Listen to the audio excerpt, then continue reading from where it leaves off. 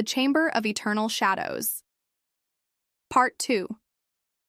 At the center of the chamber, a dais rose, carved from stone, older than the empire that had once ruled this land. Upon it rested a vessel, black as night yet humming with latent energy.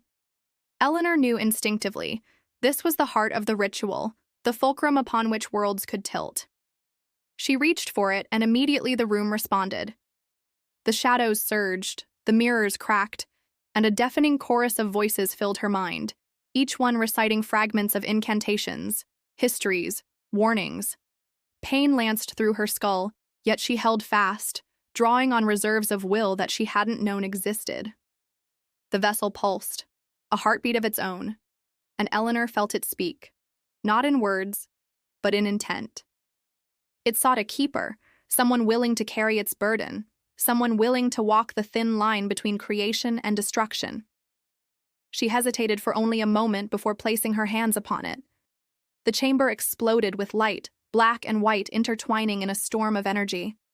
The shadows shrieked and twisted, the mirrors shattered and reformed, and Eleanor felt herself stretched across dimensions, as if every possibility and outcome of existence were pressing against her at once.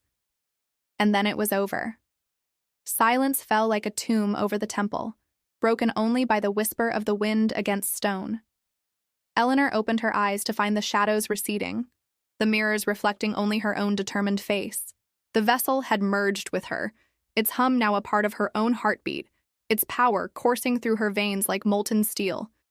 She had endured, she had survived, and yet she knew the true trial had only just begun.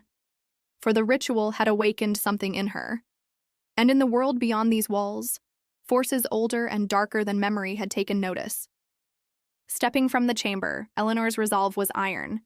The Gothic labyrinth of the temple now lay behind her, yet its rituals and echoes clung to her like a second skin.